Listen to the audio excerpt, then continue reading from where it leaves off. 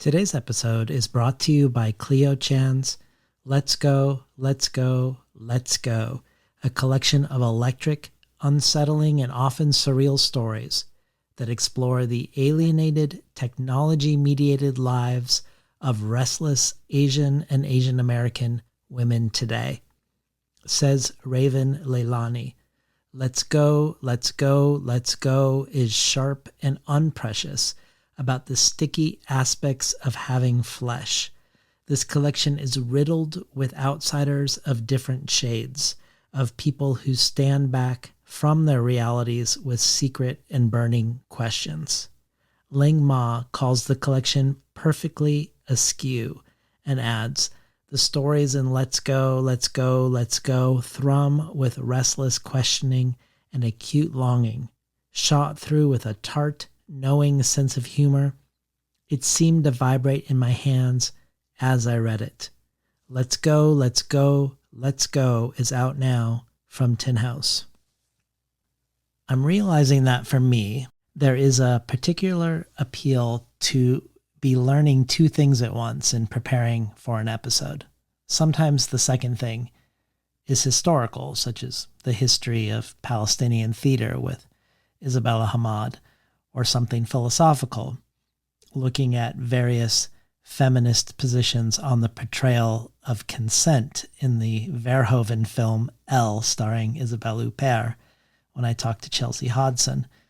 And then sometimes it's the pleasure of exploring the work of another artist while also exploring the work of the upcoming guest, doing a deep dive into Pessoa's poetry in anticipation of talking with James Hannaham.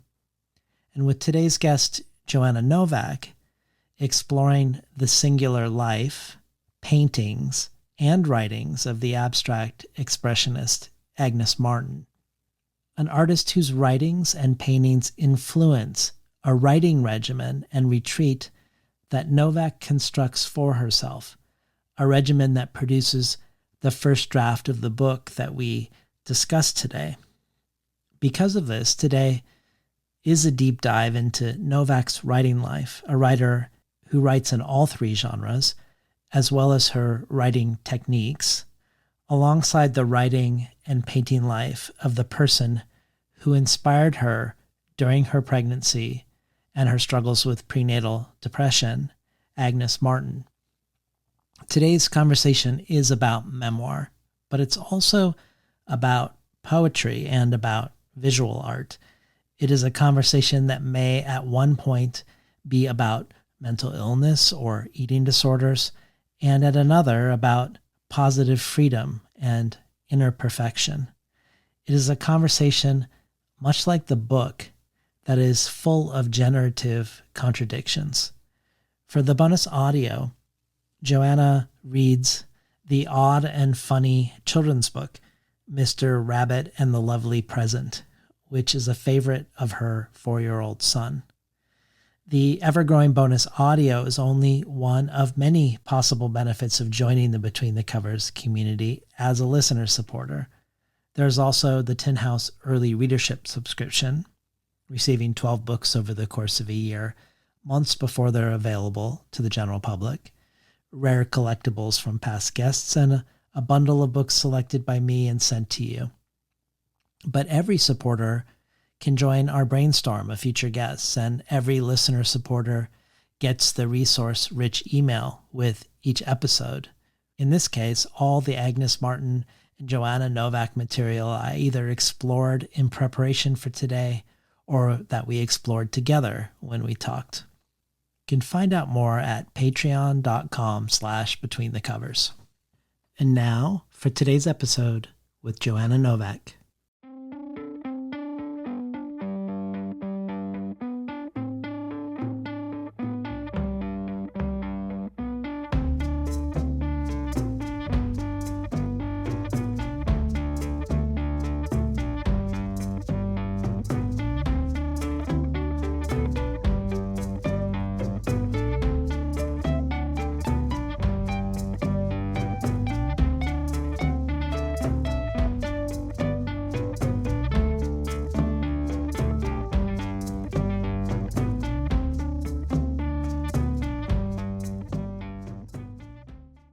Good morning and welcome to Between the Covers. I'm David Naiman, your host.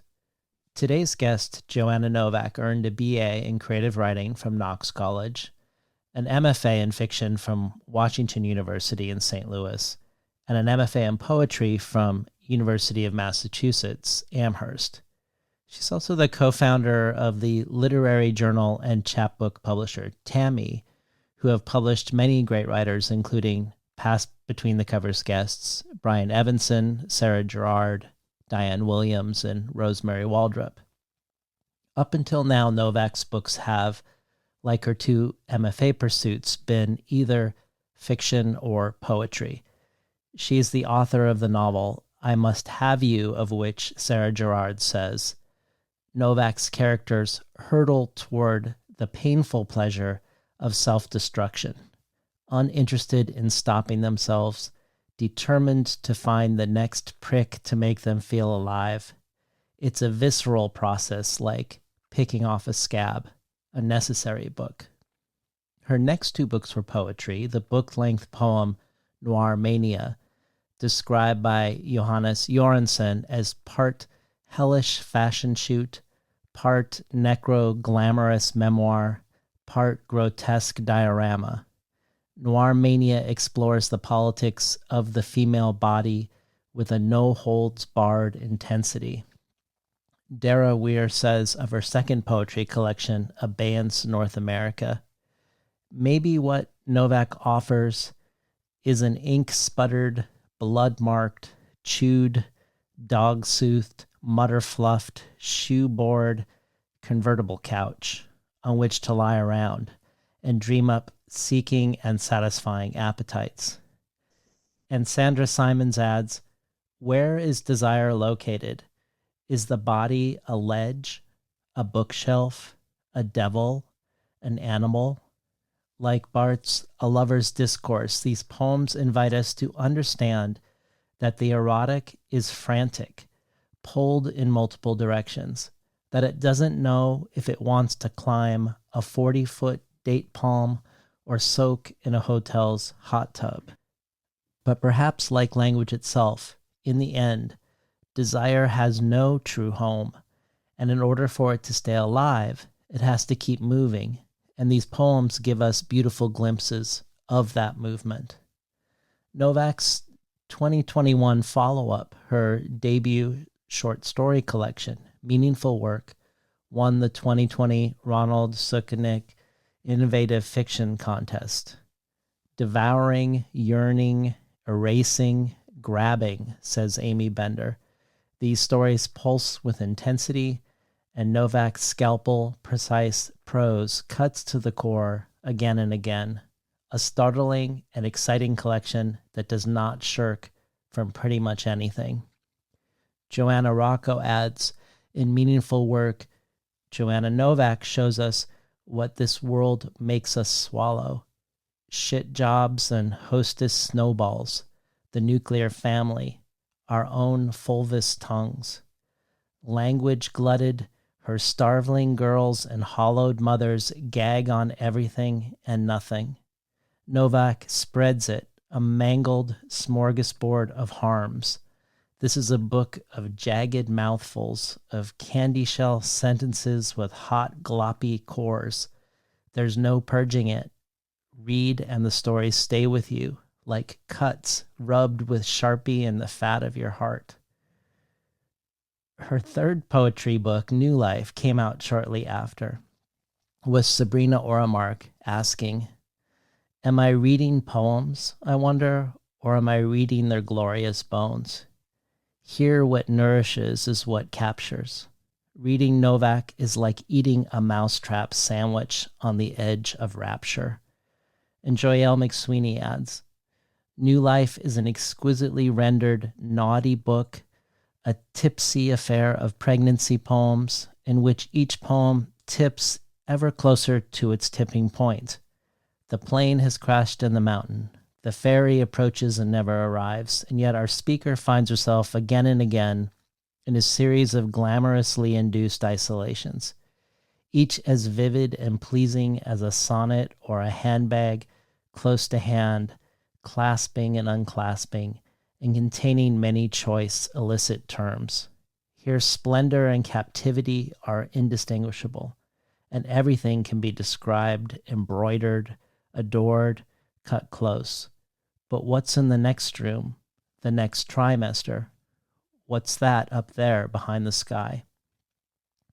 As if that were not enough, this largesse of books across fiction and poetry, Novak has also written creative nonfiction for many years, her work appearing everywhere from the Paris Review to the New York Times to the Atlantic to the New Yorker.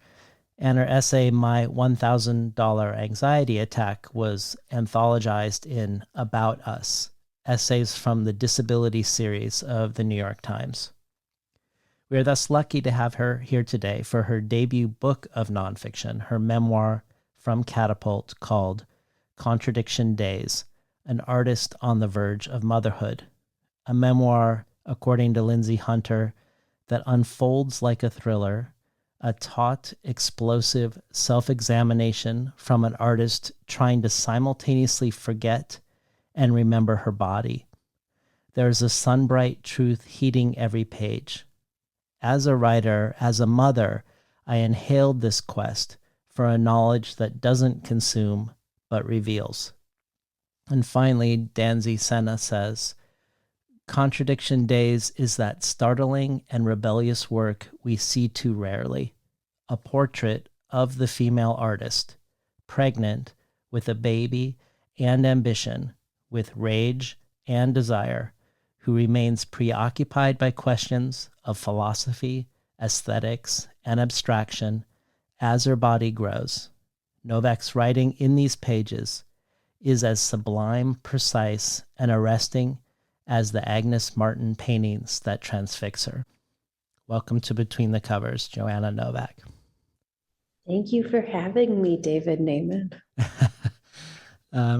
So, Contradiction Days, not as a primary focus, but among many other things, is the contention with a way your body is changing like it never has before with your pregnancy. But your body is also a longstanding focus in your work.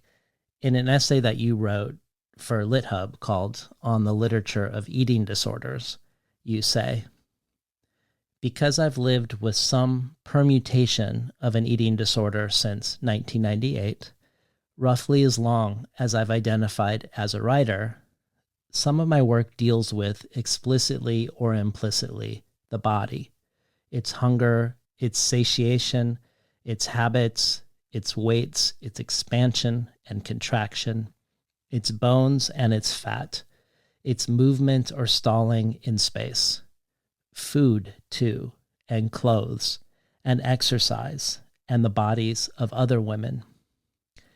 Your latest book opens with you pregnant, your body radically changing because of it, and you trying to find your moorings emotionally, not wanting to have a pregnant body, and sometimes wanting to forget that you have a baby on the way, on the one hand, but on the other, also trying to find a framing with which to usher in this new, never before experienced life. One that won't just be body altering, but also irrevocably life altering. And the framing you find is the art and writing of the painter Agnes Martin, who inspires this intensive, self-directed pilgrimage and writing retreat in New Mexico where she lived and where this book was written. So given that you juxtapose the beginnings of your writing life with the beginnings of your issues around eating, I was hoping you'd speak to us about this pairing also of the connection between the solitary artist Agnes Martin and you being on the verge of motherhood. Or in other words, I think it's easy to imagine how pregnancy-induced body changes intersect with these themes that you listed in the LitHub essay.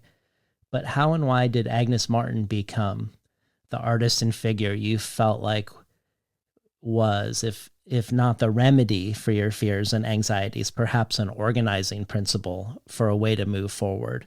Why was she the artist that most seduced you at this time on the verge of this transformation?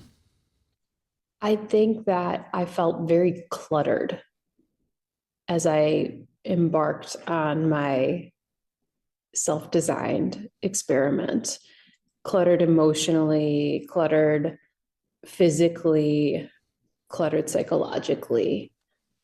And I've been feeling that way throughout my pregnancy. I'd been feeling really aware of the constellation of feelings that seemed to be ever present and maybe intensifying. And Agnes Martin's writing, before I'd even seen a single painting of hers, was so soothing to me and so stark and clear and seemingly simple and just really distilled. And that was incredibly nurturing, or it felt like it could be nurturing. Then when I began reading about Martin's life and I started to learn about the very unsimple life she'd led, the very complicated life she'd led, I was sort of wonderstruck by the fact that she was able to set that complexity aside and create the art and the writing that she made. And I wanted that for myself. So I thought I should probably pursue it as totally as I could. I imagine, though, I don't want to presume that some of the desire to translate your fears around pregnancy and motherhood into a writing retreat might have been fears about what motherhood might do to your life as a writer, to perhaps want to write more, to assert the writer in you as you were about to become a mother and hopefully a mother writer. Is that off base? It's not off base.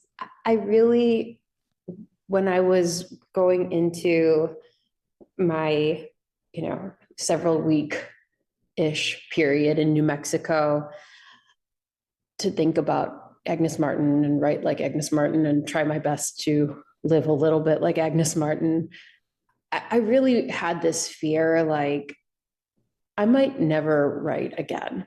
After the baby is born, it might, like, a switch might flip and it might be over. And like, sometimes I would have moments of thinking like, I guess that would be what it is. Like I had a sort of like grim acceptance.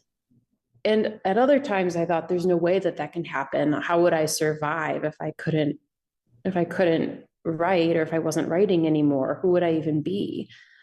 And so there's a little bit of turning to Martin and devoting myself to her in the way that I did, that I really see as being, like a last ditch total effort to really give myself to writing and to being more disciplined, more focused, more devoted than I'd really ever been for a concentrated period of time.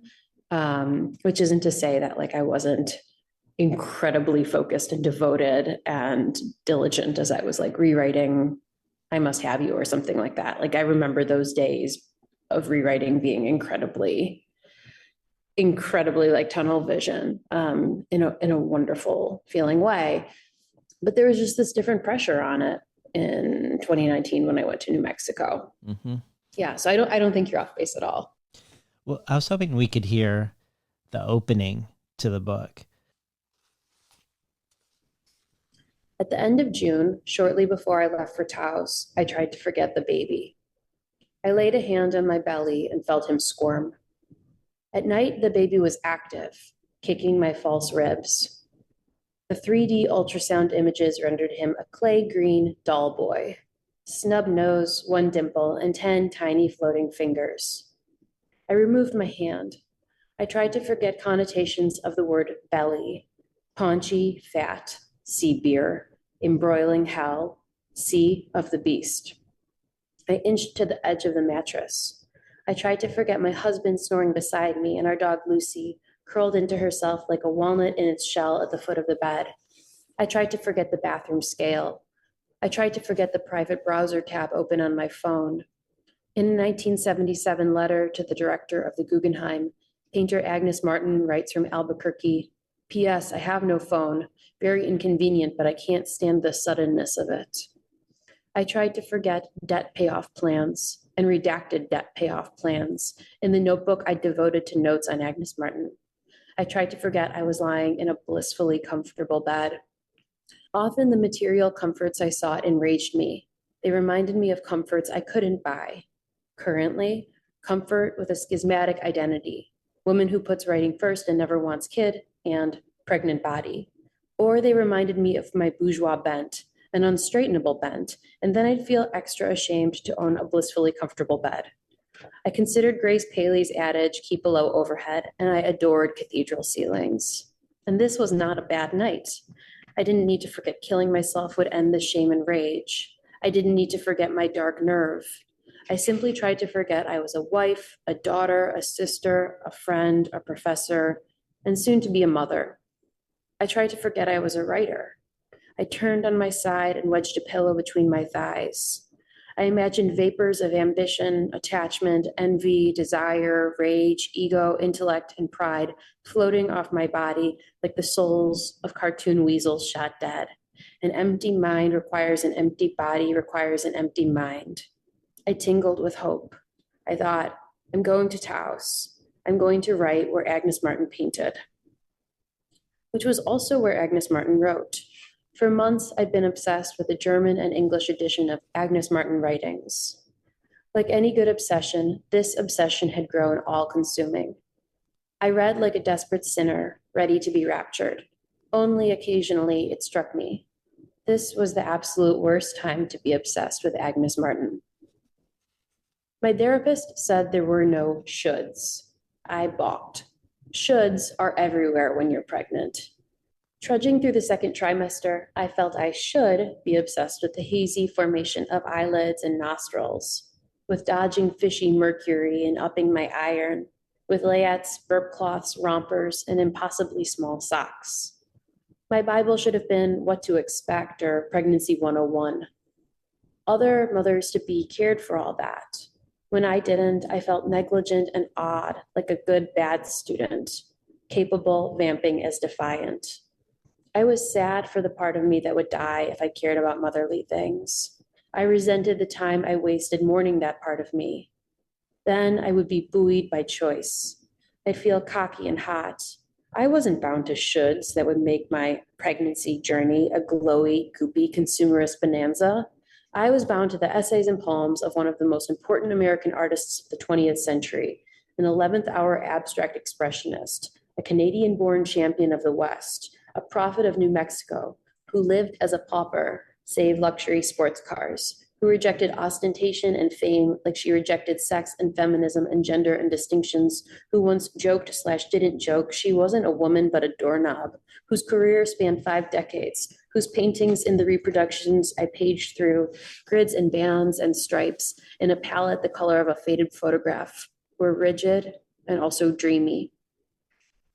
Agnes Martin, as one critic put it on the occasion of the artist's 1992 retrospective at the Whitney, had attained cult status as homesteading heir to O'Keeffe's New Mexico, quote, a guru of female self-reliance, end quote. I hated that critic.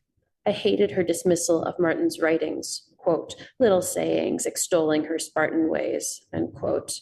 Also, it was wrong. Agnes Martin writings includes no extollments of her Spartan ways, at least not in detail. Martin doesn't write about her dietary tics, only walnuts and hard cheese and tomatoes one season, Knox gelatin with bananas another, a pot of soup simmering for days on end. She doesn't write about her prairie-born hardiness, her facility with a chainsaw, her ability to man a tractor or collect rainwater or build stretchers for her canvases or mold adobe bricks. She's more universal. Like Teresa of Avila, whose interior castle Martin admired, she writes about interior life. suffering, joy, beauty, perfection, vision, rooting her precepts in the existence of the artist, the poetics of creativity. She doesn't write little sayings. She writes short, pragmatic paragraphs broken into verse, lines interrupted mid-clause, polished to a scriptural sheen. It didn't matter how many times I read the essays. Their themes, eschewing ideas and the intellect for positive feelings, art born of happiness and innocence and beauty, tendering the virtues of solitude, entranced me. Entrance, a doorway or a gate, and to fill with wonder and delight, and to cast a spell on. When I read Agnes Martin, where do I go? What spell does she cast? Perhaps a tundra of white space where I can jam myself into her enjambments. Perhaps her high desert solitude, the ideal state for the artist, is so alluring to me because achieving it is not only elusive and hard, but carrying the baby a biological impossibility. I had a predilection for impossibility. You impose these totally unreasonable expectations on yourself, my husband would say. My husband was right. It was an unreasonable expectation that I could go to Taos and live like Agnes Martin, pregnant with a husband and a dog. We've been listening to JoAnna Novak read from Contradiction Days, an artist on the verge of motherhood. There's a focus both, I think, in Martin's writing and her geometric abstract grids on the ideal and on perfection, which she doesn't see as something out in the world or something in the eye, but something located within. With regards to the ideal, she says, I would like my work to be recognized as being in the classic tradition, Coptic, Egyptian, Greek, Chinese, as representing the ideal in the mind. Classical art cannot possibly be eclectic. One must see the ideal in one's own mind. It is like a memory of perfection. And in explaining what classical means, she says, classicism is not about people, and this work is not about the world. We called Greek classicism idealism. Idealism sounds like something you can strive for. They didn't strive for idealism at all. Just follow what Plato has to say. Classicists are people that look out with their back to the world. It represents something that isn't possible in the world, more perfection than is possible in the world. It's as unsubjective as possible. And finally, these lines. Being detached and impersonal is related to freedom. That's the answer for inspiration, the untroubled mind. Plato says that all that exists are shadows. To a detached person, the complication of the involved life is like chaos. If you don't like the chaos, you're a classicist. If you like it, you're a romanticist. I quote all of this so people can sort of get a feel for her vibe, but also, at least at the beginning, it feels like your impulse for this trip has a classicist element to it, an aiming for a perfecting impulse. You set up rules for these 18 days, aspiring to achieve what Martin calls positive freedom. No internet, no phone. Your husband stops drinking, goes on fasts. You excessively exercise and skip meals by implementing a popcorn strategy, all of which feels not simply like a retreat, but almost like a series of purification rituals. I don't know if that feels like a fair characterization of them, but I wondered if you see them connected to this inner idealism of Martin's, this notion of looking out with one's back to the world. And if you don't, maybe you could speak a little bit to the rules and restrictions that become part of creating a pressurized space in this writing retreat. There's definitely a Martin-esque impulse in implementing the rules. I felt acutely when I was pregnant that there are lots of ways one was supposed to be perfect as a pregnant person that were like super superficial. Like there's this kind of perfection that one is supposed to attain in pregnancy. I feel like that's like you're going to have the right stroller on your registry, or you're going to like wear the right maternity clothes, or you're going to like eat the right way, or and I found that really depressing. I found that really limiting. At times I felt almost disrespectful to like this sort of like incredible, profound thing of a new life that one is pregnant and like one is thinking about like, getting, I don't know, baby Burberry or something like that. It's just, it felt so deeply superficial, right? To quote Andy Warhol. And like, I really hated that impulse. And yet I also found myself sucked into it a little bit. You use the phrase purification ritual.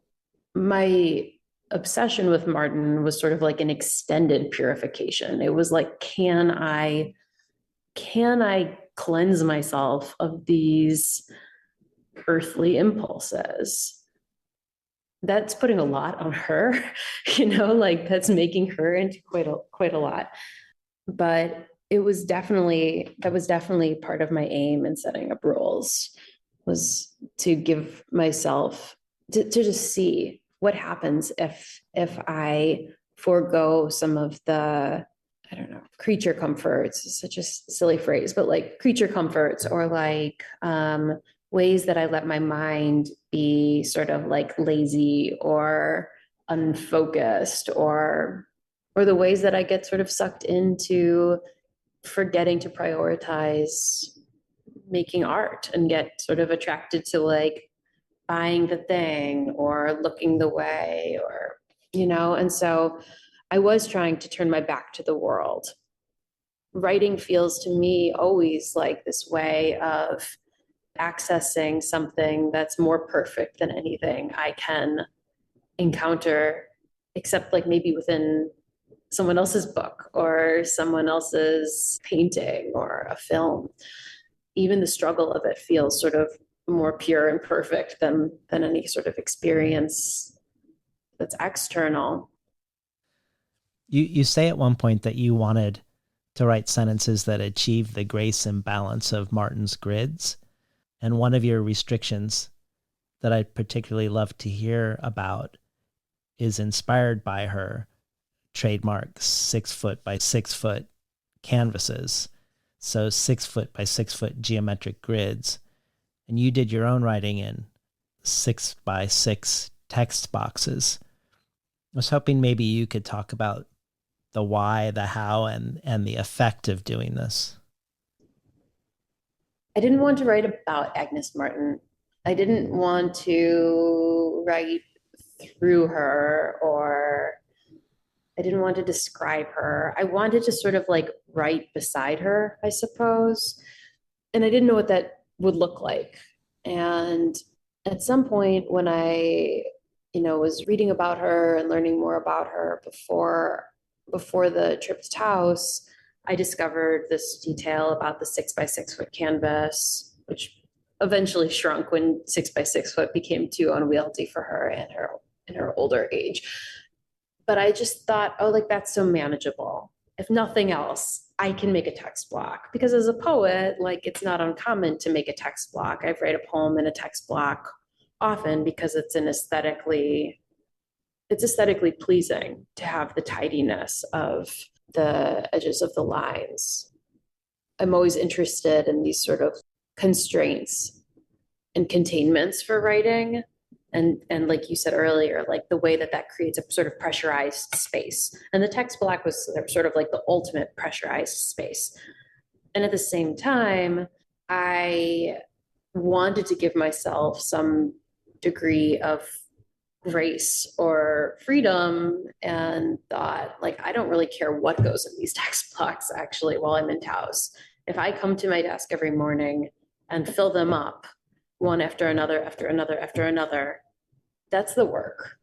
And I really was guided by something I read about Martin, and I think it was a Vogue profile where the profiler said, where the profiler reports that Martin might paint 500 canvases in a year and keep 10, something like that. And it reminds me too of the sort of Russell Edson mythology of like basically typing as many prose poems as you can in an hour, and like maybe you end up with 20 and maybe one or two are good. And that's not always the way I work, but I thought for this period of time, if I want to really just try to do something different that's in touch with Martin, that would be a good way to go.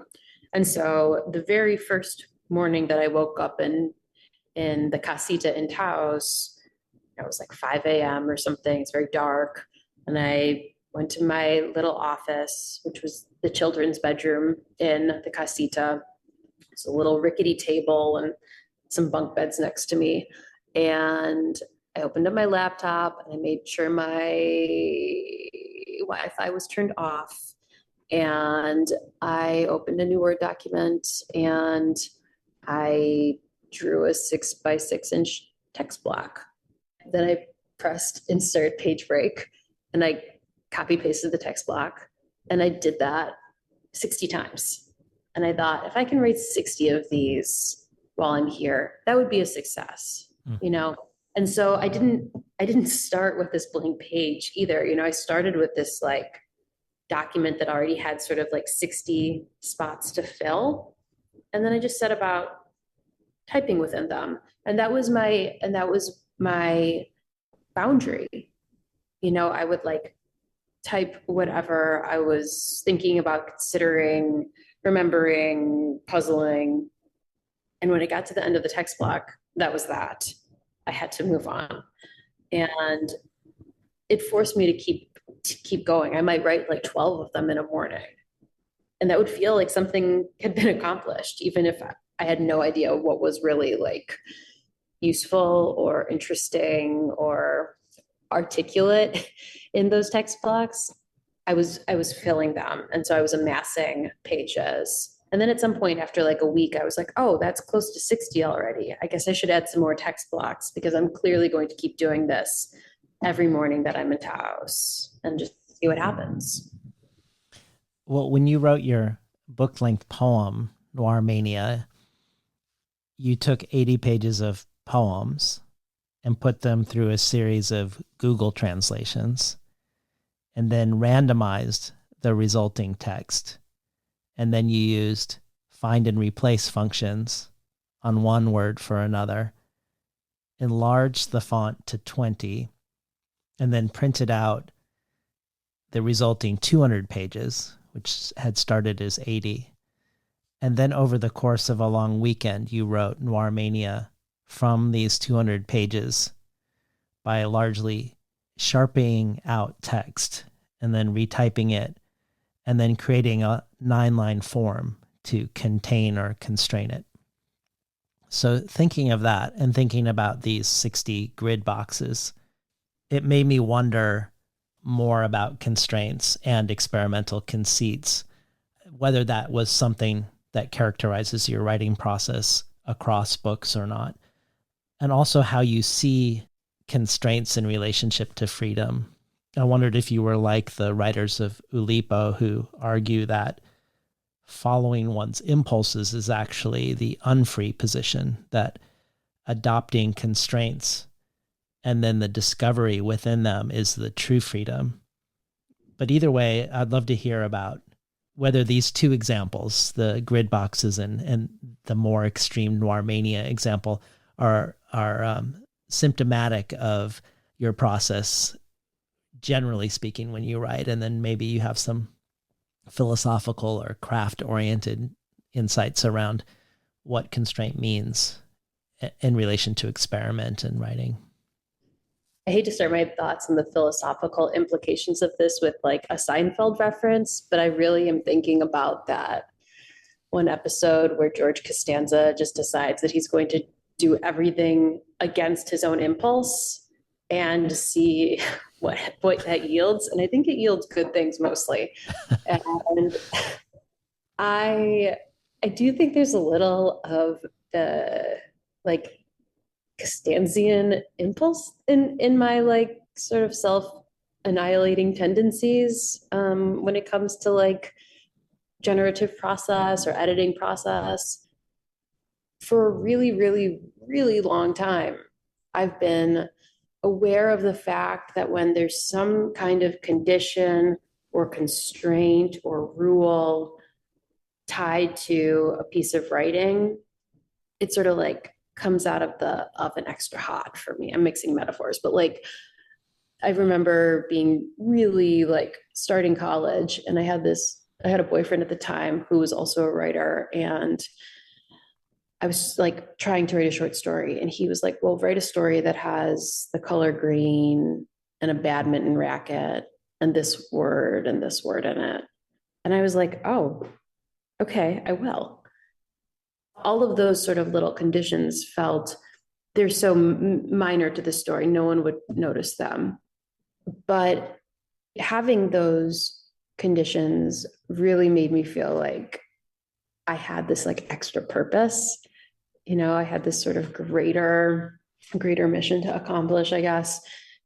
And I was happy with what resulted from that experiment. And other people in my life were happy with what resulted from that experiment too. And I was like, oh, this is interesting. And that was like, I was 18. So I hadn't really read a lot of the kind of like Lipo folks that I've read at this point. Like I was just starting college. But very shortly thereafter, I started reading like a little bit of, like Robert Coover, and feeling like there was something very exciting and kind of like scandalizing about bringing some chance and randomness and kind of postmodern instability to the text or to the writing process.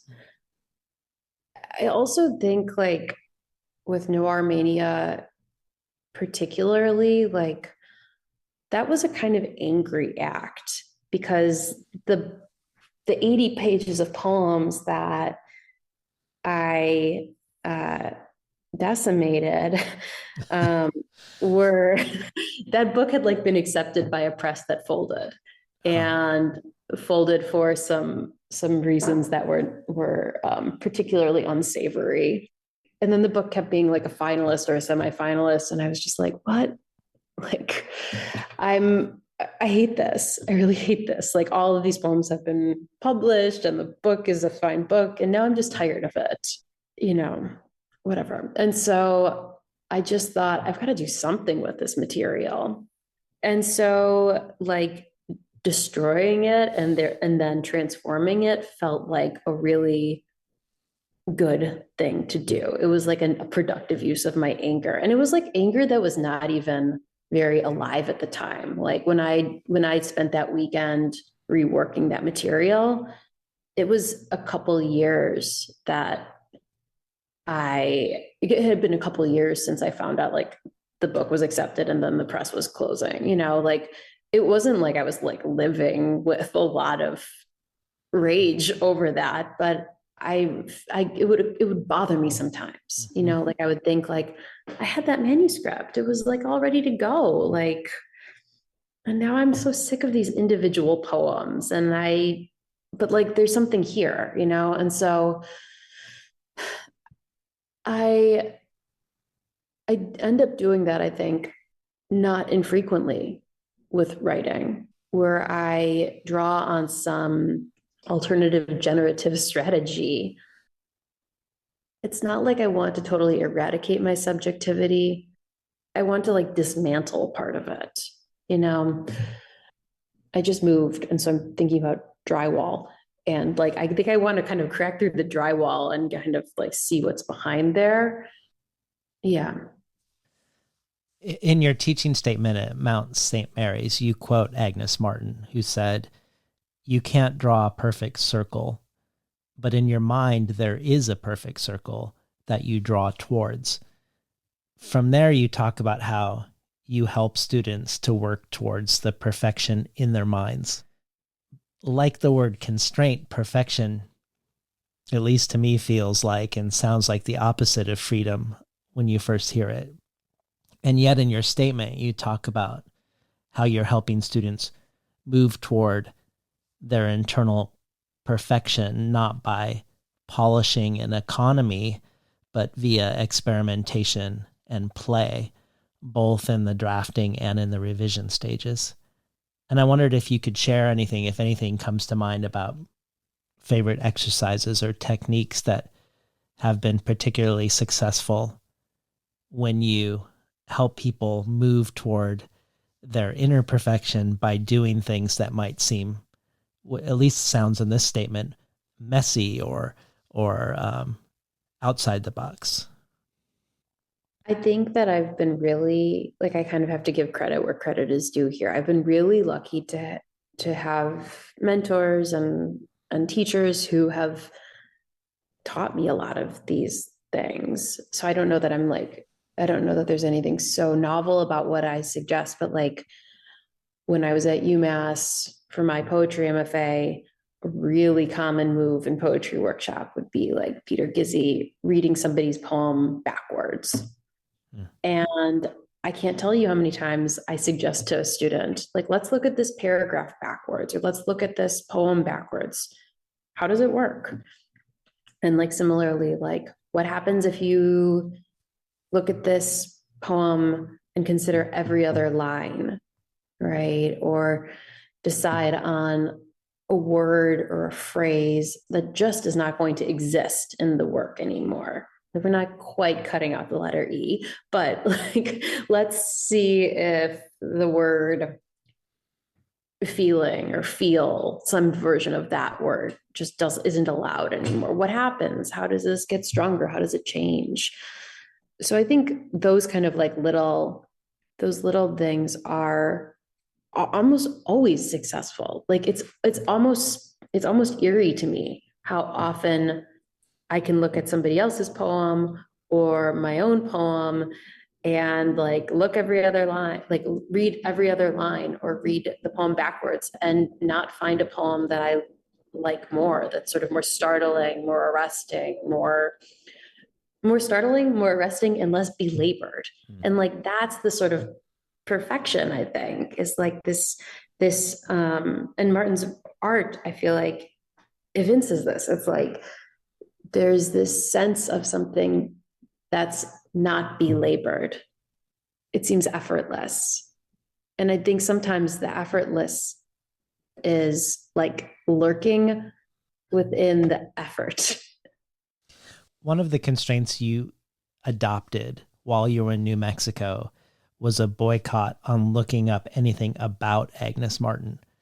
Why this constraint, which seems the most counterintuitive on the surface? I had some books with me, and I was not avoiding looking up information about Agnes Martin in the books, but I believe the internet rots my brain, and I didn't want to rot my brain while I was trying to write about Agnes Martin. In some ways, that's enough. Like, that's enough of an answer. Like, I really just feel like that was important to me to sort of like keep my brain and my concentration pure. And I don't feel like using the internet is a way to enhance one's concentration. You also mention, as another reason, Martin's aversion to facts. And you quote her as saying, "I'm very careful not to have ideas because they're inaccurate." And then I went and looked up some other quotes of hers in this vein, like, "Our ideas, deductions made from observed facts of life, are of no use in the unfolding of potential. The great and fatal pitfall in the art field and in life is dependence on the intellect rather than inspiration. Dependence on intellect means a consideration of observed facts and deductions from observation as a guide in life. Dependence on inspiration means dependence on consciousness, a growing consciousness that develops from awareness of beauty and happiness. To live and work by inspiration, you have to stop thinking. So nevertheless, outside of these 18 days, you did do a lot of different sorts of research for the book, beyond reading her and beyond looking at her paintings, including taking art history classes and conducting interviews. So I was hoping you could talk about the research process, some of the discoveries particular to it, and also who you were interviewing and how that went. And I guess partly I asked the latter one because I know, I mean, she had lifelong friendships, but she was also a difficult person sometimes, let's say. And so I wondered how interviewing people, if it's presuming you were interviewing people that knew her, how that went also. So I interviewed a few people who had known Agnes over the years. I spoke with Ann Wilson, who lived with Martin at Quenty's Slip. I spoke with painter Pat Steer, who was close friends with Martin. And I spoke with Kim Treiber of Taos, who was a good friend of Martin's in the last couple decades of her life. And then I also talked with Lizzie Borden, the filmmaker, who, before she was a filmmaker, was a young journalist with Art Forum who was sent to the Mesa to report on Agnes. Talking with those people made Martin feel real in a way that she hadn't been before. I was so aware of the fact that, like, we're all people living these very mortal lives, you know, and like she was a friend to this person or that person at one moment in their very mortal life. And like, I think sometimes when researching somebody or something from the past, even though Martin only died in 2004, there's this way that time sort of like seals over and smooths over and makes a person seem like less dimensional than perhaps she really is. And so I don't know that there were any particularly huge discoveries. I mean, like, I did really love that Lizzie Borden remembered Agnes Martin having like a very large pot of soup that just simmered and simmered and simmered all day long, nonstop. And like she would add stuff to it, and like that's what was eaten. Like I like those little details, or the fact that, you know, Ann Wilson remembered Agnes Martin making muffins or things like that. But mostly it was just like hearing these women talk about her as a friend and as a familiar. That was really important for me in figuring out how to bring everything I'd been reading and learning about her to life in the book. You know, like I felt a real imperative to animate that material, to portray her as roundly as she had become to me over the years that I was learning about her. And then I write about this, but in the book a little bit, I don't think it's really giving anything away. Like a couple years after I was in New Mexico, I had this experience of going to the video data bank at the Art Institute of Chicago, and they have video footage of interviews with Agnes from 1974 and 1976, I believe. And it was a really quite intense experience just sitting in this little viewing room alone and watching this very, very grainy footage of her and hearing her voice. And when I was in New Mexico, I purposefully avoided watching any documentary footage or interview footage with her because I didn't want to hear her. Like I was sort of afraid to hear her. And then when I finally did hear her voice, it was so different than I expected it. It was so much more approachable, and she was so much funnier, um, down to earth a little bit. And that was really like pretty profound. And then also like after I watched those videos after I watched the video interviews at the video data bank, the staff gave me like a big folder of all their material. Inside this big folder was just like her last address in Taos, like written on a piece of paper with her phone number. And I just had the thought, like, wow, what if 25, this had happened 25 years earlier? Like, I used to write fan letters to celebrities all the time when I was a child. Like, I probably would have called her or written her a letter or something like that. And that was just like, I kind of got goosebumps at that moment, thinking like the connection to people is actually often so much closer than we really think it might be. Well, I like your impulse to complicate a smoothing out of a person's image, like the detail of the pot, but also how her simmering soup pot, but also the way her voice sounds or her demeanor, and it maybe not exactly matching up with her as a symbol. I loved a lot of the trivia that you unearthed in passing in the book, and also things that I discovered on my own listening to some Agnes Martin focused podcasts in anticipation of today, but that she was a Olympic level competitive swimmer, that she was a chauffeur for John Huston before living in New Mexico. And another one that I loved, this was recounted by the head of the Tate Modern Museum, was that when she moved to New Mexico in the late 60s and she said no to the New York art world, she was having a lot of success then already.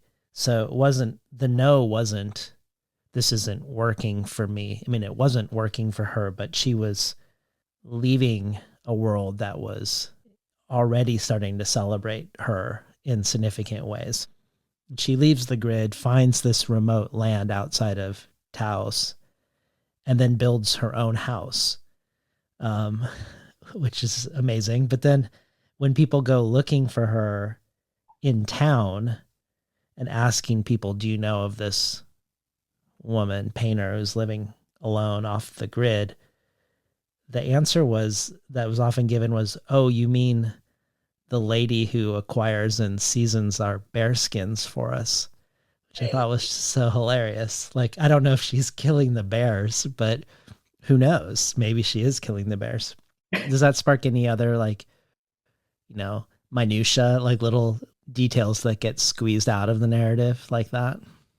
I don't know if I write about this. Kim Triber, who ran a nonprofit in Taos that supported youth in crisis. She was good friends with Martin, and she told me about how it was not uncommon to like go driving in the afternoon with Agnes, and like they would do things like try on silly hats at the thrift store, or like that detail is funny to me, or the fact that she had Chianti and steak for lunch every day in town in Taos, or that she had a photo of Bill Clinton in her room from when she was awarded the, was it a Presidential Medal of Honor, or like one of those awards. I don't know, like all of it is kind of delightful. I like that she liked Agatha Christie novels. I like that she liked Beethoven, like to sing show tunes and things like that, or that she was a Gertrude Stein fanatic and would recite Lifting Belly. I mean, I think that a lot of that is the sort of clutter that I was afraid of when I was pregnant. And it's not in her paintings and it's not in her writing, but like it's part of her. Well, you have another book that is shaped by your pregnancy, your last poetry collection, New Life. In talking about that book, you say that you fell into a bad depression, one that frightened you after you learned you were pregnant. And your go-to way to mitigate the dips in your mood had always been running, which was now forbidden because of the pregnancy, and that you felt ashamed at feeling depressed because everyone around you was so happy for you, that it was from this place that you wrote New Life. Before we talk about the ways writing about and into your pregnancy differed when you were writing poetry versus memoir, I was hoping first you could talk about one way that, at least to me, the two projects feel similar. In the case of New Life, there's a certain movie that was an inspiration to begin writing because it had to do with a remote island and a sense of banishment or isolation.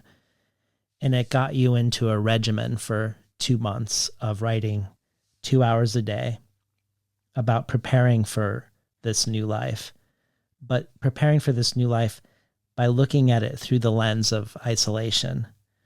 So I was hoping you could talk about this movie in relationship to the poems, but also thinking of New Life in relationship to Contradiction days, about this attraction to banishment, whether it be to an island or to the desert, for instance.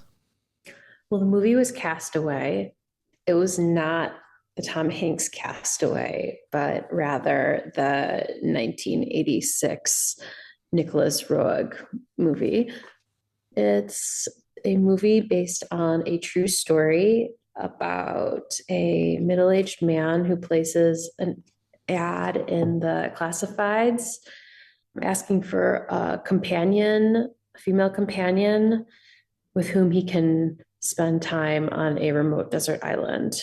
And a woman answers that ad, and the two travel to an island, and everything that one might imagine ensues. That movie, it was sort of fantastic to me because it sort of inverted or broke a few different tropes. Maybe trope's not even the right word. Like, I like the sort of way that that plays on, like, what's one thing you could take to a desert island, or, you know, the whole like desert island paradigm, I guess. I was also really interested in the arbitrariness of expedition in some ways, like being at a place in life as this young woman was, where one just answers an ad and does something sort of like this and is taken away voluntarily and surrenders sort of a degree of control. This goes back to the conversation about like constraint, right? Like, I'm interested in what happens when there's a degree of control surrendered, especially in art. When you surrender control, there's a way that you're agreeing to be banished to this place. You know, you're agreeing to be sent to this place without something, without a degree of agency, or without, you know, a railing to hold on to or something. And so the film spoke to a lot of what I was feeling in the first trimester of pregnancy, where I was in a way excited to be pregnant. I was happy when I found out I was pregnant. And I was also petrified and dealing with really horrible prenatal depression, like really horrible. And so I didn't have control over it. I didn't feel like it was anything I was doing was affecting a change in that orientation toward myself or the world. Even sort of writing it off to hormonal fluctuations still didn't make it better. It was so scary. And so I really did have this sort of moment where I like sat down and wrote in my journal, like, you have to make yourself write every day, read every day, and take a walk every day. And like, let's see if you can get yourself better by doing those things. And what I decided I would write every day was a poem. And the first poem was based on that movie Castaway. And then what do you know? After like a month of doing that, I really did feel better. And so it was just another reminder that like, I shouldn't abandon my writing when life gets difficult or when my mind is in a place of unrest, but maybe I'm being too hard on myself. I'm not sure. Well, how do you think the ways you depicted pregnancy differs between the two books? And how much of that do you think is because of a difference in form? In other words, do you feel like a different persona is created in one book versus the other? A different mood or tone or orientation to the baby to come? And if so, in what way? New Life is a horror, it's like a horror movie. It's like Rosemary's Baby meets Shutter Island meets Castaway meets something else. Like it's got those kind of horror notes to it. The speaker in that in New Life is kind of imperiled, I'd say, and seeking, but like negatively seeking.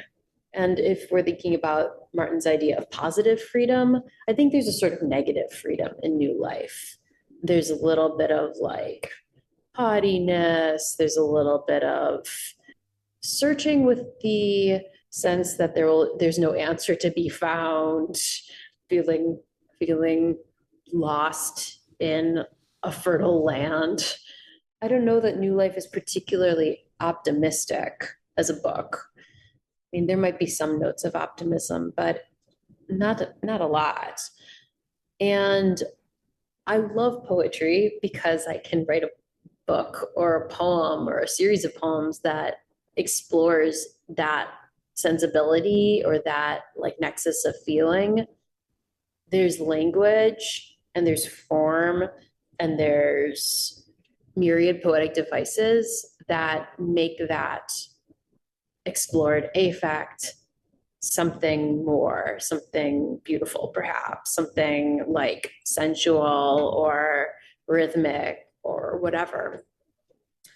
I don't know if that works as well in a piece of prose. I feel like it could be really dreary. And so I think, to get back to your question, the narrator in Contradiction Days, she wants to attain that positive freedom that Martin espouses. She wants that kind of lightness. She wants to step beyond the appeal of darkness or the kind of the ways in which sort of disorder and unrest have served her. Like she believes, I think, that there is something beyond that sort of like beauty and self-destruction. Agnes Martin represents that, and so she's chasing it. You have a couple Roland Barthes epigraphs in the poetry collection that I love that are not on their own about pregnancy until they appear in your poetry collection, and then they suddenly are. One is, what in the straining body can be immobilized? And later in the book, I come out, it is ecstasy. I was hoping we could hear two poems from New Life before we return to Contradiction Days, just to get a sense of this other way into the same place in your life that feels very radically different. I was hoping we could hear Cock Anamnesis for 1919 and Tides. Cock Anamnesis for 1919. I wanted a private beach. He wanted to take me below the bank and let me open the safe. Cocking his head, the miracle man showed me his miry root. Buckling, spoiled, he wanted to crack my knuckles, puddle my ink, twist me by the pinky, fat me on roses, raise the islands in my fingerprints, blur the whorls. Everything was lost when I took off my sunglasses, but the man insisted, have a sonogram. His baize daybed, algal fountain. He likes me big and blind and behaving, at least until siesta. Then I can waddle the grounds, see the poquitas, feed the nannies pineapple leather. All I have to do is keep my leash. Say I am leashed to his cock, kissing it, bleeding, hurting for it. No, I don't faint. Finally, I get to the beach. I saw it from a distance, a wing where earth meets sky. This morning, I'm sure I saw it still. I face what I know is there. I don't say much anymore. Our plane disappeared in the mountains. Tides. Waterland, Riverland, Island, Maldivian, Shaka, Zori, nice. Waiting in waist high, wait, where is the waist? My bulge, my bilge, my breasts, my rolled neck. Feels like the rest of my life. Totting weeks to translate days, number of spanks to break a pinata, tucks to snug a sarong. Who is a friend? Who an island hopper? The meetings I skip, the meetings I make, drugs I drop in the courtyard basura. With my hair still dry, at intake, I could be peaceful or parrot, calm offshore, intriguing as an Inselberg, at least give you good drowning. Choke myself cured with a nut, a net, how else? I come from a lost family, screwed below the navel, baby boy. You only add a bit to this addition. Slight rise in sea level, submerging the hilly coast. Been listening to JoAnna Novak read from her last poetry collection, New Life. So as you were reading that last piece, I looked up Inselberg, which I didn't know. Intriguing as an Inselberg.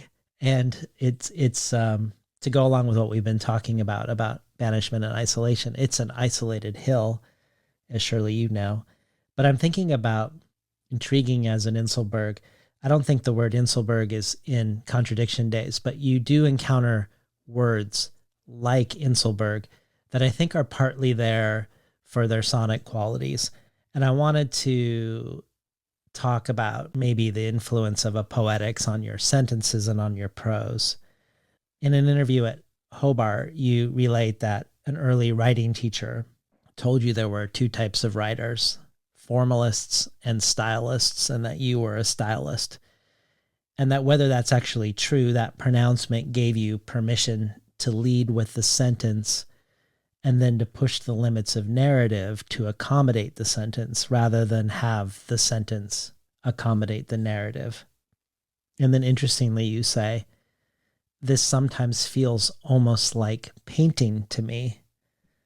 In that spirit, I wanted to mention your interview with Gabrielle Lutz, the author of one of my all-time favorite writing essays, The Sentence is a Lonely Place, which I think gives the most incredible view of a Gordon Lishian poetics for prose writers.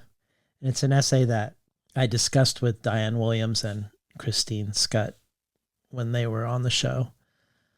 In that Lutz interview, you call that essay a guide to reading and writing that leads with style. And I guess I was hoping you could talk more about leading with style or the poetics of the sentence for you and the method of how you attend to, if there is a method, of how you intend to syntax and music when writing in sentences. I love that essay so much. Me too. Leading with style. It's funny because I don't know that in Contradiction days I particularly led with style, at least in like the final revision of it. I actually think that like one reason I really like creative nonfiction as a genre is because I feel a reprieve from style. Or I feel like there's something else that seems to take priority, which I roughly consider articulating something clearly and vividly enough for a reader to come away persuaded. Maybe not have their mind changed or their politics shifted, but to be persuaded. I cannot get myself in writing a poem or a short story to believe that that's important. I just feel like those are forms for me that are almost always about, it's interesting that I said this already, like about sort of like painting with language, about putting language together in a way that creates an evocative experience that may or may not make narrative sense, that may or may not be logical.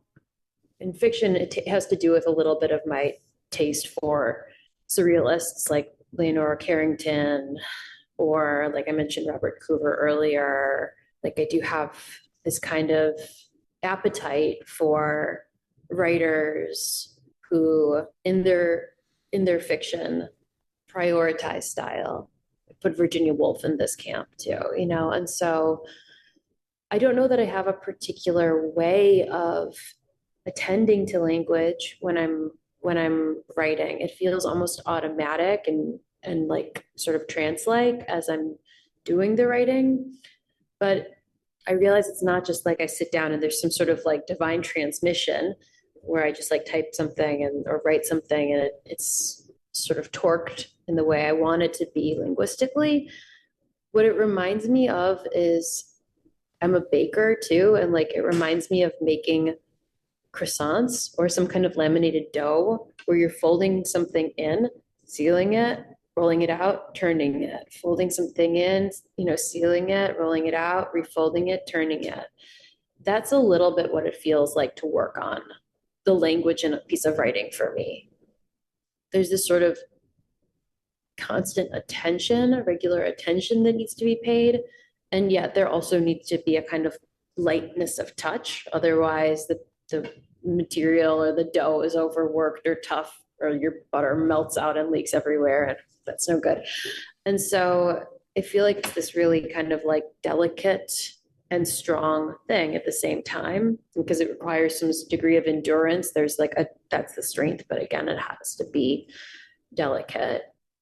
But in writing nonfiction, I feel like, especially like as I was drafting and redrafting Contradiction days, I really just kept trying to be sort of like less encumbered by that concern for style with every draft, because I felt like it's impeding my ability to tell this story in a way that's persuasive. Given that you're using this metaphor of baking and kneading, which, I mean, I hope this is going to be a future essay, Kneading the Words, I think could be the sequel to Sentence of It's the Lonely Place. I wanted to return to this way you've paired the origin story for you as a writer and origin story of the issues you've had around eating. In a lot of your books, there's a story about their creation that feels like it involves a regimen and also a sort of obsessiveness.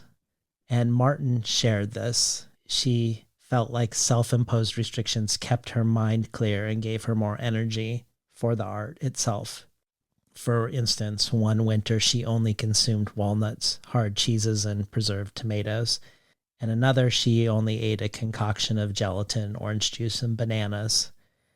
And when she was in a period of intense output, she would default to a banana and coffee diet. And this combination of constriction or restriction, and then the maximalism of the obsession itself, in this case, your obsession with Martin, is something that you explore in Contradiction days. You say you have a fear of debauchery if you're alone at the residency, of losing discipline and control. So part of the constriction and restriction is in response to an imagined state of being if you don't have the restriction. And you explore obsessive books like J. Baker's The Peregrine, books that are mono-focused, in this case on hawks, in a way that you say, in its obsessive specificity, the book achieves something universal. In a Los Angeles Review of Books interview about your story collection, you say, the pull between minimal, spare, restrictive, and maximal, baroque, indulgent in my writing on the level of the sentence, perhaps even the word. This stylistic tendency echoes something of starving and binging and purging. And your therapist within the memoir is convinced that anorexia is a disease of self-enclosure, and that self-enclosure, the way Martin was able to keep the outside world out of her paintings, was what drew you to her. And I wondered about this when you say that you don't like how so much of Agnes Martin's life is often viewed through the pathologizing lens of mental illness. Not that you would want to ignore. And we have, I think it's remarkable, we haven't actually mentioned that she was a paranoid schizophrenic.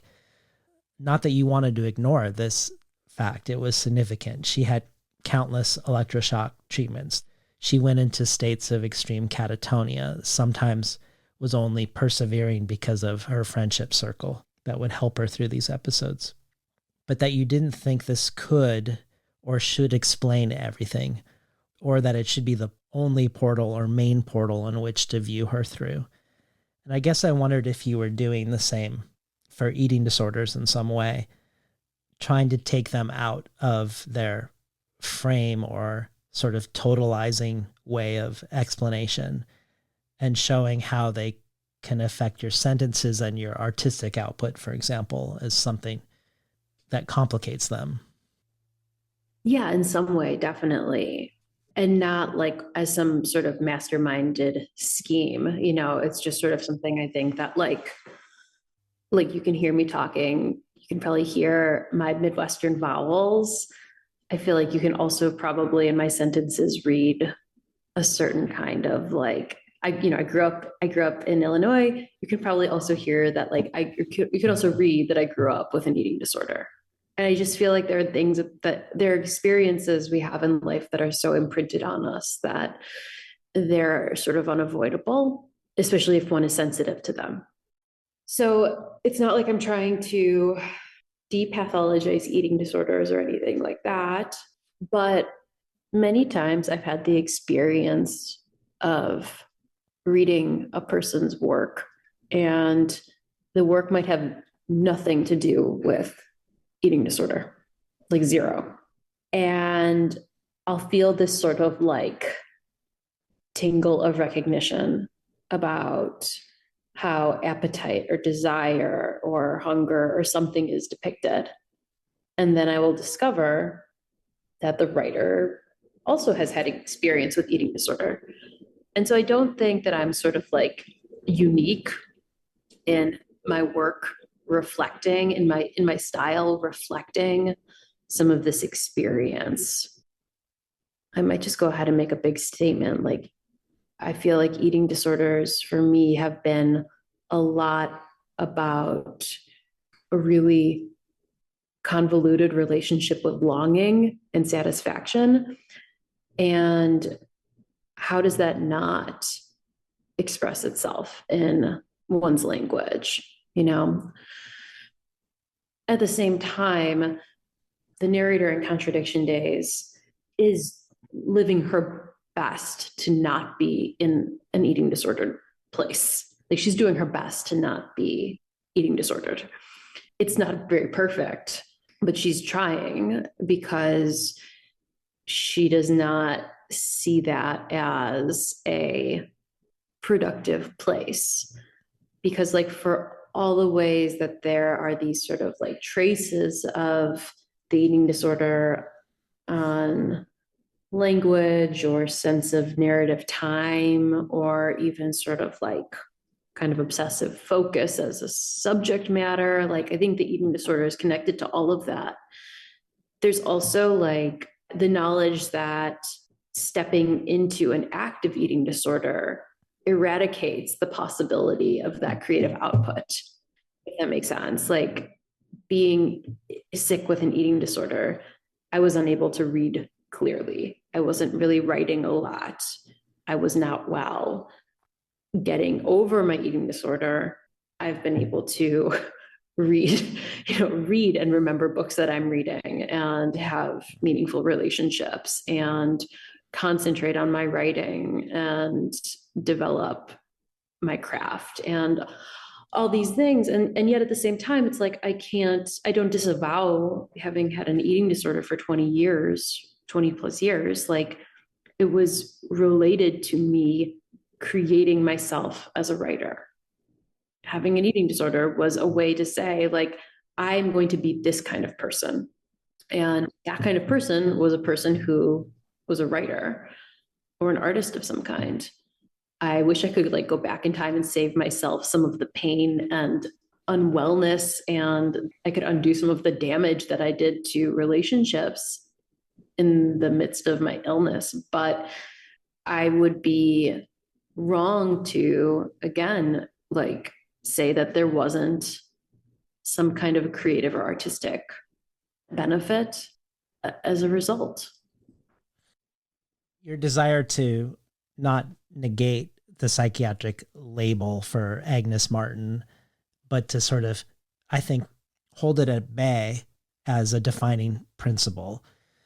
And also the way you complicate the portrayal of eating disorders, both in your writing, but also here just now. Yeah. Another example where I don't think you're advocating for eating disorders, but where someone asks you, what do people get wrong about them? You said, they're not these monastic prisons of piety and perfectionism all the time. They're not always about control. They're not sexless. They're not desireless. Other things too, because I'm assuming some people still think they're about appearance and intake. Food is the knife you play with to see what kind of daredevil you are. I guess this all makes me think of another aspect of Agnes Martin's life that is super interesting to me, and that's her refusal of identity labels. Mm-hmm. So she was fiercely protective of her homosexuality, not only never identifying as a lesbian, but way beyond that. As you've already mentioned in your reading, at one point she said, I am not a woman, but a doorknob living a quiet existence, which some people have probably over-theorized as being related to the desubjectification of the self, the death of the subject, which she does write about, to becoming one with matter itself. But it also reminds me of the experience of standing before her paintings, which we haven't really talked about yet. I was listening to a podcast about the Agnes Martin exhibit at the Tate Modern with the director of the museum, who was talking about how to stand before one of her paintings, it sort of refuses referentiality to other art. She wasn't saying that Martin wasn't influenced. She was by lots of things, everything from Zen Buddhism to Mark Rothko. But almost like the painting demanded your presence before it as a thing before you, with everything else pushed away. And in another podcast about Martin with Olivia Lang, she talked about how you couldn't have a static relationship with the painting.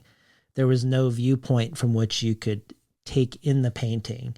If you were farther back, you didn't see the grids at all. You just had this sort of elemental feeling of the colors, the shimmering of the color. And if you stepped forward, you saw the grids. And furthermore, if you step farther, they're more complicated than you thought. Often a double line, not a single line. The two lines having different pigments. You could keep doing that, but both views were essential, and yet neither defined the painting.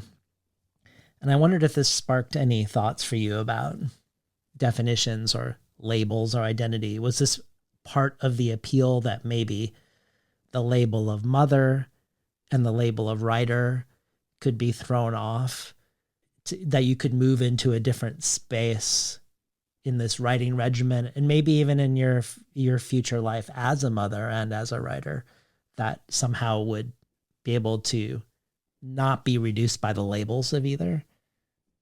I think a little bit about also how Martin said you shouldn't spend very long looking at any of her paintings, like a minute or two, like top. And a minute or two tops. Yeah. And so there's something instructive about looking lightly and like wearing our labels a little more lightly that I certainly took away from the last few years thinking about Martin and her work. While I was in Taos, I let myself read some books that weren't about Agnes Martin. And one of those was Zen Mind, Beginner's Mind. And in that book, Suzuki writes about the aim of being the swinging door. And I sort of pair that in my mind with Martin's I'm not a woman, I'm a doorknob. There was something about this period of time to me that made the idea of stepping through or stepping beyond labels seem really enticing. Maybe that would be the sort of existential cure-all. Like if one could just step beyond labeling the self or identifying too strongly this way or that way, as a mother, as a writer, perhaps all of the dis-ease and concern and anxiety and terror would fall away. And then there would be this positive freedom. I would better have this ability to tap into the experience of happiness or beauty that Martin describes, that I would better be able to live with or guided by inspiration, whether that inspiration resulted in writing or just right living, like a kind of eudaimonia. Like that was a big concern of mine because it felt contrary to how society in the United States wanted me to behave as a mother to be.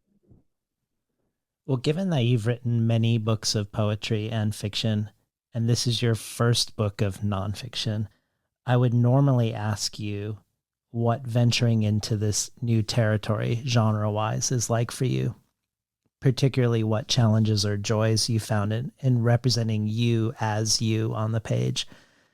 But you've written a lot of short nonfiction over the years for high-profile places, and you're very forthcoming about your own life in them, that you went on your first diet when you were 12, that you've had anxiety attacks for 20 years, that you were anorexic at 13, which later became bulimia.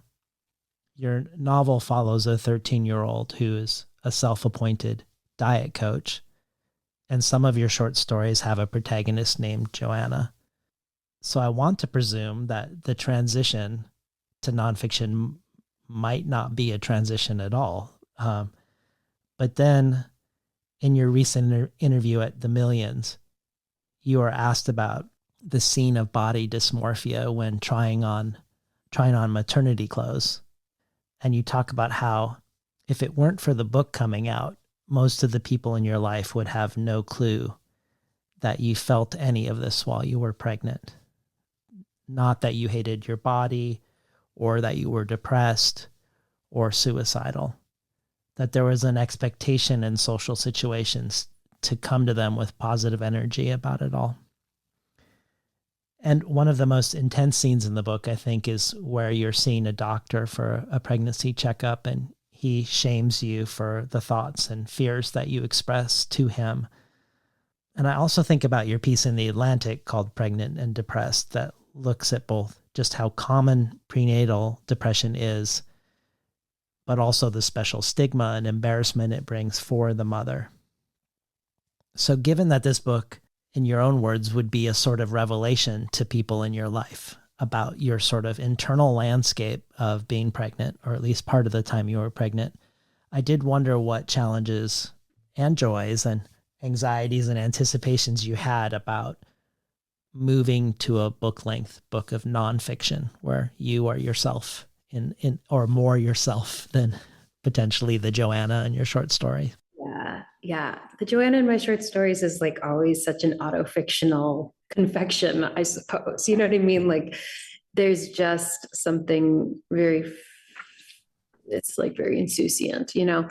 Yeah, like I've always written through my own life or with my own life, but often altering it in huge ways, because I'm writing fiction or poetry, and like that's what one does. In writing nonfiction, like I think I've said this already, but I have the intention of being clear and saying honest makes it sound like I'm being dishonest in fiction or poetry, but I don't actually know that it's a bad thing. Like I do think there's plenty of lying in fiction and poetry, and that's like all for the good. But in nonfiction, I'm really trying to communicate and communicate something that's beyond an aesthetic experience. So in representing myself in the memoir, it was important to me. Well, first of all, it was important to me to preserve the range of my experiences and feelings from the middle of my pregnancy, the period in which the book is set. The first draft of the book contained like all of that energy. And even though those 100+ text blocks didn't have the same narrative shape, entire scenes or images or sentences from the finished book had an earlier life in those text blocks. And a challenge that I faced as I was rewriting the book and shaping it, giving it a structure and a stronger narrative, was I really love being a mother. And I looked at these pages when I was working on them with just almost bafflement and a profound sadness that I had so little faith in what like life could offer and what joy life could offer, that I was so ready to believe that things would be abysmal. Like it just made me really sad for the limitations of myself. That's not to mention like any of the like suicidal ideation or like the really grave stuff that was going on in the early part of my pregnancy. And so as I was rewriting and like shaping the book, it was very difficult to keep encountering those feelings of what I would now call short-sightedness. They weren't short-sighted in the time I was experiencing them. They were scared and born of real fear. And so it was difficult to encounter that material. It wasn't difficult to preserve it because, as I mentioned maybe in the passage that I read earlier, there were certain pregnancy books that were sort of floating around in my life, and I didn't see myself or my experience represented in them really at all. Like I didn't read much about prenatal depression.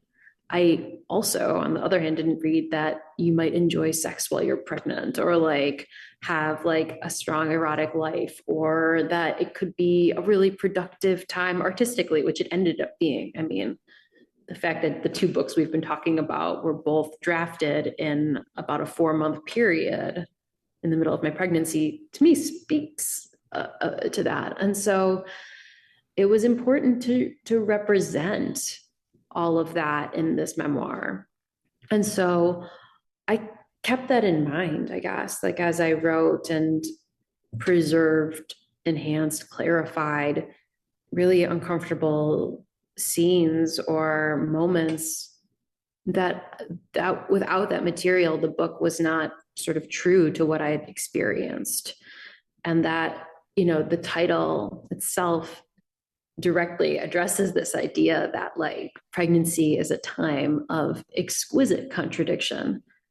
And sometimes I think that's frightening, like I think I started our conversation by talking about how like the clutter and chaos of my feelings in pregnancy was frightening to me. And I think sometimes contradiction is really, really unnerving. And perhaps that's why Martin's work is so appealing to us, because it's sort of like seems to be apart from all of that. It seems contradictionless. It seems almost like essentialized. It's just to say, I learned a lot about myself in writing a memoir. I learned a lot about myself in a way that I have never learned about myself in writing fiction or poetry. And I don't think that like writing a memoir is an act of like therapeutic processing necessarily. But writing this over 3 years, I got to see myself evolve and grow and change and develop. And that was a gift. I hope some of that is sort of imparted in the narrative voice, that there's that sense of hope, or like, I don't love the word wisdom, but I can't think of a better one right now. Insight, guiding the protagonist. Well, I was hoping we could hear one more brief excerpt as sort of a preface to talking about more about contradiction, but also to go out with talking about my favorite aspect of the book, which we haven't really talked about, which is related to contradiction. So excited. In front of the casita, I tipped my head back, overwhelmed by the field of puffy clouds in the vast blue sky. Then I hefted the fullest box from the car, the one with olive oil, vinegar, and potatoes. Jay, my husband, said, "Come on, let me get that." "I'm fine," I said. He shook his head. "You know you're not supposed to lift stuff." Behind my sunglasses, I rolled my eyes. I hated when he was protective, so vigilant about protocol. I'd feel reckless being a bare minimum of capable. Obviously, I'd think he's only worried about the baby. But I also loved being watched, knowing he was looking at my body from behind, with my back to the world, to take Martin entirely out of context. I didn't look pregnant. It was all aggravating and arousing, how he dadded me, eyeing my ass. And really, I did understand what I was and wasn't supposed to do. When I was 6 weeks pregnant, I'd gone running. The sky was woolly gray, fog damp. On 23rd Street, just south of downtown Los Angeles, the moisture in the air activated a stench: soggy cardboard, corn oil, coils of dog crap. I held my breath and dodged a Little Caesars box of puke. I jogged the first 3 blocks of my route, past Bonsayo, past the mural of sombrero-wearing skeletons on the lavender apartment building, campus, Estrella. I was slower than usual, aware of my belly with every stride. Finally, I rounded the corner and halted in front of the charter school. It was a weekend. The building was locked up. Usually the entryway swarmed with children in maroon and khaki, a couple clipboard adults. Now I could hear their phantom chatter, their jabs of laughter, as they watched an old white lady check herself out in the mirrored doors. I turned sideways, front, sideways again. In profile, my lower abdomen bulged, barely, but still. It looked like I'd eaten an entire order of pad thai, or had a couple of pillowcases stuffed in my hoodie's kangaroo pocket. I felt vain and slow. This was real. The pregnancy book sitting on our coffee table said, "No jumping, no bouncing, jostling, jarring, violent movements." I remembered a childhood friend's father who used to call running pounding your body against the pavement. How extreme and violent and hot that sounded to me. Did the restriction apply to the first trimester, or the second, or the third? All of them? How much had I fucked up? I hadn't been running fast, and I was winded. That was bad. I slid my hand into my sweatshirt above my waistband onto my skin. I rubbed my stomach. I sulked for a moment, dejected not to be running. Then my disdain spread into terror, and I walked the rest of the 3-mile loop. Had I already jostled the tiny embryonic cell mass? When I got home, I stood in the shower and dragged a bar of seaweed soap over my ribs. I rubbed the grit on my belly, whispering, "Hi, baby, hi, baby, hi, baby, hi, baby." I'm listening to JoAnna Novak read from Contradiction Days. So the contradiction in the title, Contradiction Days, I think can be read several ways. One is, as you've alluded to, Agnes Martin's own life. Nothing was more important to Martin than the ocean, for instance, but she lived in the landlocked desert. She was in many ways an aesthetic, but she also loved parties. And as you mentioned, ate steaks and margaritas, and she also drove fast cars. She said she woke up every morning to paint, but sometimes that meant not getting out of bed until 3 p.m. if she didn't know what she wanted to do yet. She hated the mythologizing of artists, and yet she actively participated in her own. Her paintings were often untitled, but had subtitles like Untitled, Ordinary Happiness. But the best part of the book, I think, from its first pages onward, are not the resonances between you and Agnes Martin, but the contradictions, the unlikeliness of her as a model in so many ways. And the most immediate difference being that your isolation or banishment is not really an act of solitude. It's with your husband and your dog. But I think it runs much deeper. Martin says, I believe in living above the line. Above the line is happiness and love. Below the line is all sadness and destruction and unhappiness. And I don't go below the line for anything. But I feel like you, for much of this book, are below the line and also below the waist. Whereas Martin says sex is just 15 minutes of physical abrasion. Contradiction Days is full of sex, of masturbation, of porn, of desire, of fantasy, of horniness. You say in the memoir that you're aiming to make pain into something abstract and oblique, like Martin's paintings. But really the end result, at least for me as a reader, feels not abstract and oblique, but carnal, embodied, and direct. In the review in the Washington Post, they call the book not well demarcated and gridded, but messy, filled with rage, and unabashedly sexy, which I think is one of the strengths and one of the enjoyments. This very weird juxtaposition of your inspiration by Martin and her life and your aspiration to enter that life in some way, but just the huge gap between Martin and you in so many ways. And I guess I wondered if you could speak into that contradiction for us. First, I'm just glad that you asked me to read that passage of all the passages one might read that display some carnality. For a long time, from being a very young person, like a kid on, I would imagine what it would be like to be like another person. And I would like really want to be another person deeply. And often it would be like a different girl or a different woman. I really wanted to be that person. And that person would embody to me some kind of holistic perfection in appearance, in academic performance, in artistic pursuit, or creative ability. And I don't find that this necessarily has gone away as I've, aged. Maybe it's gone a little bit away. Anyhow, never have I aspired to be like someone so unlike myself than Agnes Martin. And I think that that is part of what gave me the courage to write about her. This sense that I could never do it right. I could never be her. The silliness of trying to match her project in and of itself, like I think it's very silly, like very, very silly. I am like currently standing here with my dog who features in the book.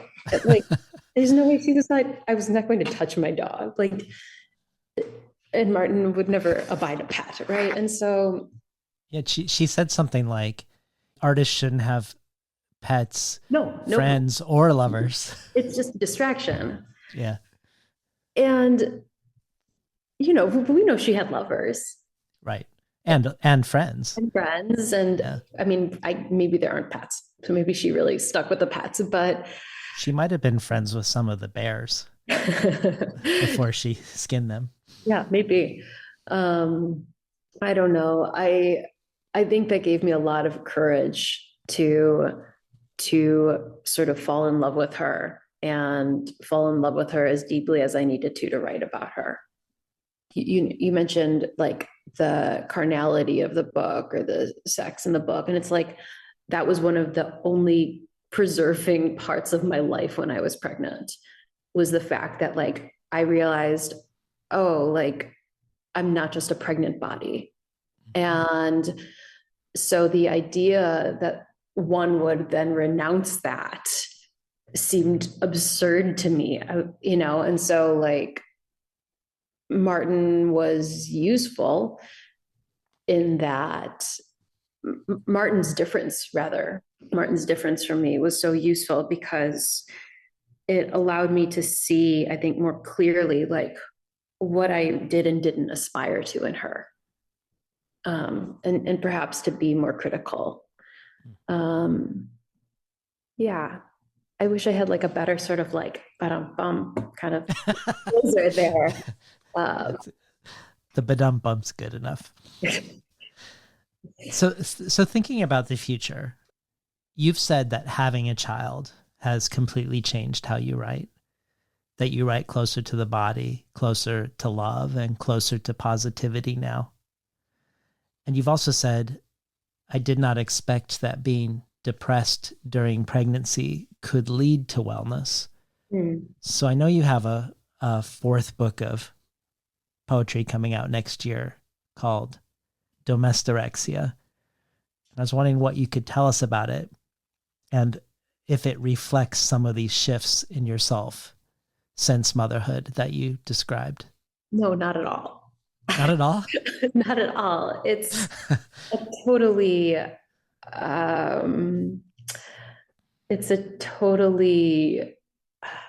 bizarro Cornell box of pandemic isolation. It's a book that sort of like, I think, delights in unwinding the cuckoo clock a little bit. Like it's really kind of funky, I think. So it's not necessarily happiness or joy born. It's not necessarily conceived of in the deepest melancholy, like the way Martin wrote of Tundra, one of the last paintings she made before she left New York in 1967. But it's a little more addled than some of the prose I think I've been writing. I think the prose that I've been writing, short stories, some essays that I've been working on about looking at art with my son, those are closer to that like love and positivity and joy. The prose, I feel like, has more, dare I say, heart and like flesh and blood to it. Yeah, I think I have another poetry manuscript that I'm working on that I haven't like figured out what's happening with yet, but that manuscript it's a book-length poem that's about the speaker's long-term obsession with Andy Kaufman. That book isn't particularly bleak or dark, but it's still a little bit critical, let's say, and maybe a little below the line, Maybe in poetry, I am below the line more than I am in prose these days anyway. Again, I think a poem is a good size for being below the line. Like it's a nice dose of below the lineness, whereas a piece of prose, like, I don't know if I love to read a book of prose that's below the line. Maybe at one point I did, but not always these days. Like sometimes it's really quite difficult. Yeah, and I don't know if that's the sort of experience I want to create for readers with like a book length narrative. Yeah. Well, I look forward to all of those. Thank you for being on the show today, JoAnna. Thank you for having me, David. We're talking today to JoAnna Novak about her latest book, the memoir Contradiction Days, an artist on the verge of motherhood. You've been listening to Between the Covers. I'm David Naiman, your host.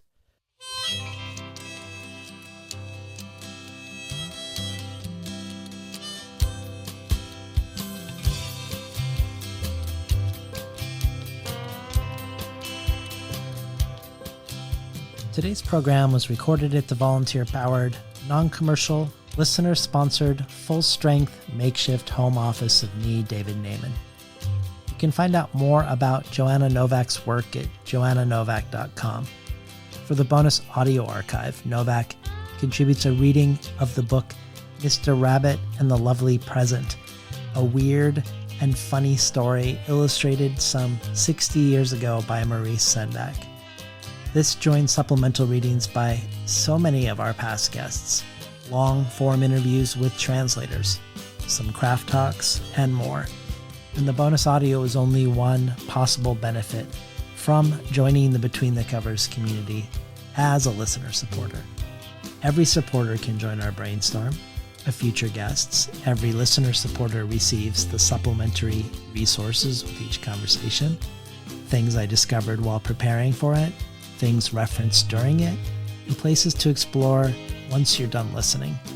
Additionally, there are a variety of other potential gifts and rewards, from the 10 House Early Readership subscription, getting 12 books over the course of a year, months before they're available to the general public, to a bundle of books that are selected by me and sent to you. You can find out more at patreon.com/betweenthecovers, or if you prefer a one-time donation, you can do so by PayPal at tinhouse.com/support. I'd like to thank the Tin House team, Elizabeth DeMeo and Elisa Ogie in the book division, Beth Steidel in the art department, Becky Kramer and Jay Nichelle in publicity, and Lance Cleland, the director of the Summer and Winter Tin House Writers Workshops. Finally, I'd like to thank Imre Lodbrog and Barbara Browning for creating this outro. Their album, Imre Lodbrog E Sapatita Mi, can be found on iTunes. And Barbara Browning's trove of ukulele covers can be found at soundcloud.com/Barbara Browning.